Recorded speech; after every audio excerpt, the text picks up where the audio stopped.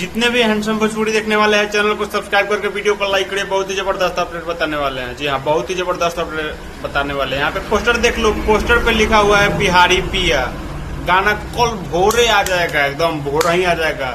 बिहारी पिया गाना आएगा जिस चैनल से, उसका नाम है ग्लोबल म्यूजिक जंक्शन, उसी से आएगा। और खेसारी लाल यादव गाए हुए हैं।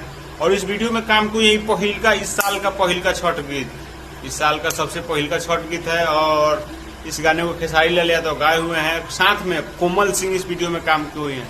और इस गाने को जो लिखे हुए हैं उनका नाम है विशाल भारती। तो इस समय महाराज म्यूजिको काम कर रहे हैं, इहो कर रहे हैं। तो विशाल भारती लिखे हुए हैं और जो म्यूजिक दिया है उनका नाम है विक्की बॉक्स। ठीक है, विक्की बॉक्स नाम है। तो उनका कल सुबह ही एकदम भोर ही गाना आ रहा है।